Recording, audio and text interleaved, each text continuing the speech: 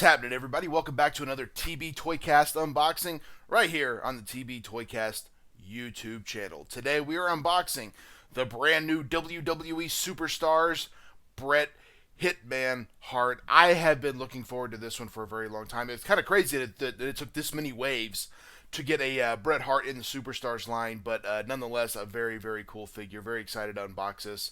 A good friend of mine, Coach Doggins, actually picked this up for me. Some people say the most frustrating line to collect. What do you guys think? To me, it definitely is. I have never seen this wave in stores. The previous wave, which had Razor Ramon, the Zodiac / Brutus Beefcake, and Rey Mysterio Jr., I have never seen in stores. I have never seen a Kurt Angle in stores. I have never seen a Muhammad Ali in stores. So many of these figures I have just never seen. And I've kind of criticized that business model multiple times because I'm like, I am trying to give you cash money, and you have nothing that I want. And it makes it very hard to collect it, and kind of makes you think that the line is no longer going. My current Walmart has plenty of Papa Shango and Ravishing Rick Rude, which are, I think, waves 3 and 5 respectively. So again, a very frustrating line to collect, but I do really like this. I love the LJN style artwork here on the card. Awesome Bret Hart figure. It is kind of his 97 look with the all black with the pink accents. Of course, we've got the soft goods leather jacket, which is a really nice touch. Bret the Hitman Hart there, and of course we look at the roster, which obviously cool black and white picture of Bret Hart, excellence of execution, the best there is, the best there was, and the best there ever will be. Hard to argue. Bret Hart, one of the all-time greats, of course. This is Series 12, so this line's been going for a while and still ridiculously hard to find. I feel like I would be a lot more into this line if there were online retailers. And I know a lot of people like to find it in stores, and I'm with you, but man, it's frustrating. It reminds me of the retros all over again. The retros, of course, started out as a Walmart exclusive, very hard to find. Then they went to GameStop, and they were plentiful. Some went to Target; those were somewhat easy to find. And then they went back to Walmart for the last few waves, and I think waves 8, 9, and 10 I never actually saw. In fact, I found wave 8 at Five Below, and I remember telling a friend of mine, I was like, it's kind of crazy that I was willing to pay $10 a figure, and then I found them all for $5. It's pretty wild how that happens. But here, of course, Series 12, 3 figures, 3 figure waves for these, and that's a little bit of a weird number, but it's all right. Of course, Jim the Anvil Neidhart, so you can actually complete the Hart Foundation. He will be unboxed here on the channel at some point. And of course, Cactus Jack, which is a fun 2-in-1. You kind of get 2 versions of Cactus Jack in one figure, which is something that the Mattel team's doing a lot lately, which I really like. But overall, a great figure. I love the Superstars line. They've done a lot of great characters. I would love for it to continue. But again, like I was saying before, it's a frustrating line to collect. And we've had a lot of people kind of dip their toes into this style. Of course, Asylum All Stars did a wave of figures. I did buy, I think, most of those. A little out of scale. They weren't horrible, but they weren't the best. Ringside Collectible has dipped into these with some major wrestling figure podcast characters. More recently, the Legion of Doom and the Steiner Brothers and Danhausen. Not my favorite, I'll be honest. They don't hit for me. But Powertown over there, one of the most controversial wrestling figure companies going today. A lot of people have a lot of questions about Powertown, but they have a Remco wave. Of course, Remco started kind of with the AWA line, which was kind of a amalgamation, I guess, of He-Man from back in the 80s. But that's kind of what they're dipping into with guys like the Rock and Roll Express, Magnum TA, the Missing Link, and many others. 9 figures in the first wave. I pre-ordered the whole wave, hoping those come at some point. We've seen a couple of pictures, but nothing as of resale, so we'll see what happens. Going to unbox this guy, of course. Got his accessory set there in the back. The twist ties, the bane of my existence. I'm just popping them out. No rest for the wicked here. Well, that's what you want to see. Luckily, these things do go back together, so no harm, no foul on that one. That's kind of been another fun thing about this line is they are... That flew all across the room. These are kind of meant, I don't say meant for, but easy to customize, which a lot of people like. In fact, I actually took the 70s version of Hulk Hogan that they did a while back, and I made a Ichiban Hulk Hogan, which was kind of fun.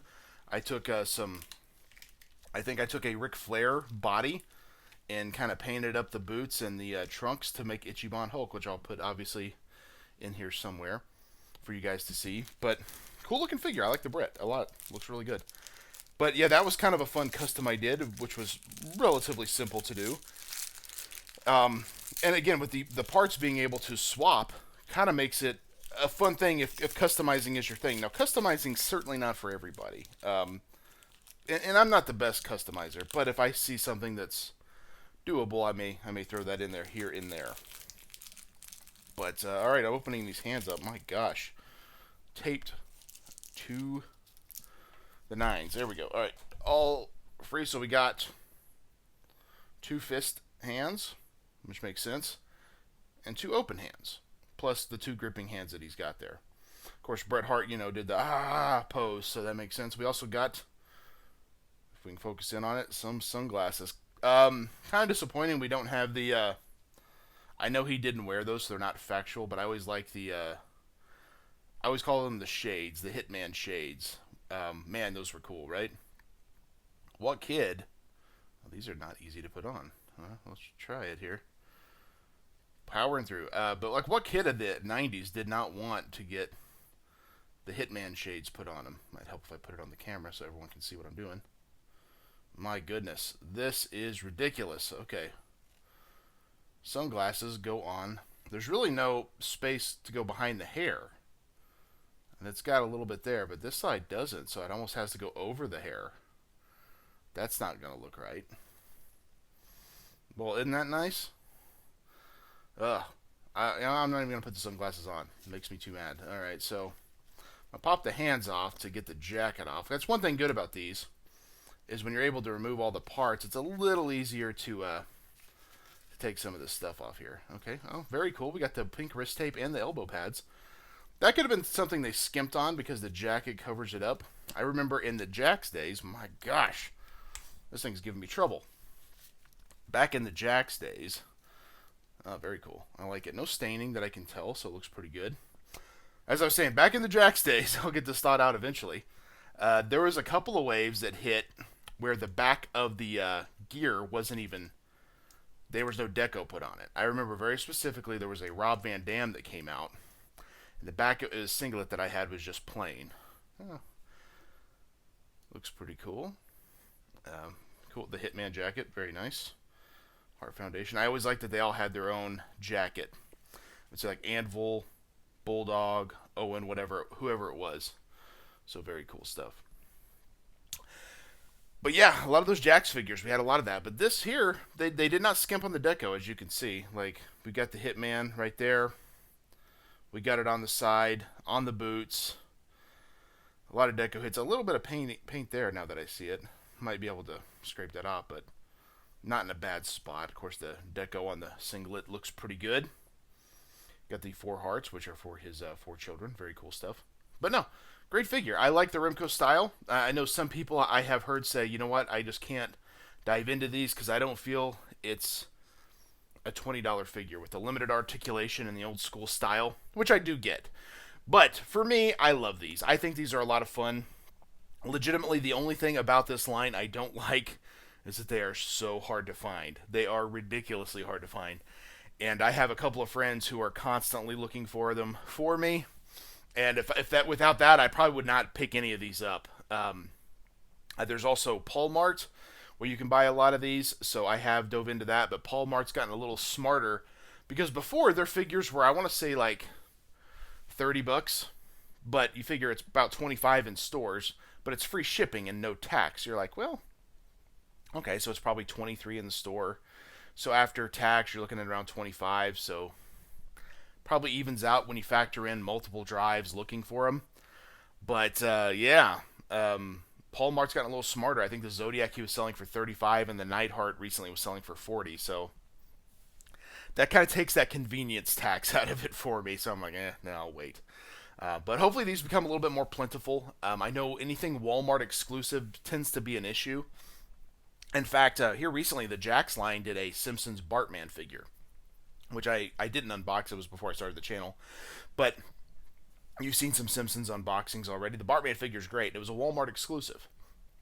Everyone assumed immediately this is going to be impossible to find, because the names Walmart exclusive make you think it's impossible to find. And that thing is plentiful. Like, even as of a couple of days ago, when I was last at Walmart, there were 10 of them on the pegs. I bought one for a friend. I sent one to another friend because they were just sure they weren't going to find them. And that's the thing with Walmart exclusives, you legitimately just never know. So if you see them, grab them. Same with the Monday Night Wars. Some of the DC multiverse figures are a little bit harder to find. It's a crapshoot in a lot of ways. But luckily, I was able to. I had a friend who picked this up for me, and a really cool figure, a fun addition to the Superstars line. Of course, we did have a Bret Hart in the Masters of the WWE Universe line from a few years back. I think he was in the last wave. One I never actually saw either. Those became a little bit harder to get as well. But that was kind of the start of these, as it were, because you started realizing, well, I can take off all the armor, and I have a Motu Ultimate Warrior, and I think that's really cool. So for what they started out as and what they became, it was a really cool deal. But I'm loving the Superstars line. I would love for it to continue. I would love for a ring to happen. I would love for tag team sets to happen, 4-packs, all that stuff. Give it to me because it's great stuff. Mattel's got a gold mine here if they push forward with it because I really dig it and hopefully more of it happens. But that is Bret the Hitman Hart, WWE Superstars figure. What do you guys think? I love it. I think it's great. Wish it was easier to find. But of course, check out the TB Toycast podcast wherever you get your podcast. We have new episodes every Thursday. We've dove into a lot of fun topics over the last several years. In fact, picking one out of thin air is sometimes hard to do, which I'm trying to rack my brain on and like right this second to think, okay, what have I not mentioned here on the show? What's a good topic or what's a good episode people could check out? Well, how about Battle Trolls Series 1? I think that was like episode 3 or 4. Battle Trolls is a super underrated line. It was huge in the early 90s. I say huge. It was really fun. But it was kind of like this like huge like roster of so many different fandoms all in one, which was what made it great. I had the Trollminator, which was like their version of the Troll. You could get Frankenstein. You could get Dracula, Batman, Superman. There was a Trolltimate Wrestler. Yeah, a Trolltimate Wrestler. You heard that right. There was a cowboy, there was a hockey player, there was a football player, there was a boxer. It was almost anything you could imagine. Battle Trolls were so much fun. So check out Series 1 of the Battle Trolls over there on TV Toycast. I think it was episode 3, if I'm not mistaken. It was definitely early on. And also check out some of my TV Toycast unboxings right here on YouTube. A lot of fun unboxings. I've recently unboxed Santa Batman. I did that one on Christmas Day, actually, from the DC Multiverse line. Really fun figure. I also recently unboxed Count Dracula from Operation Monster Force. That was a line I was really excited about. Kind of a cross between G.I. Joe and Universal Monsters a little bit. Kind of in the G.I. Joe classified scale. Super fun line, so check that out. I've also unboxed some Mattel Elites like Zeus. I did that one recently. I've done CM Punk as well. So a lot of cool unboxings. Check all those out right here on the channel, and make sure you subscribe so you never miss a video. New videos every Monday, Wednesday, and Friday. Thank you guys for checking out the TB Toycast YouTube channel. That's Bret the Hitman Hart, and we will see you in the toy aisle. Yeah. One more time.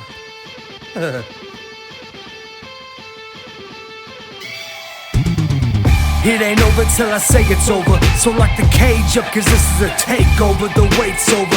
If this the final time we meet, then you'll be on your back on my feet. Then I'll tip the cage over as a hangover. I'm super fly so I can splash off the top. And I can shut down the shot.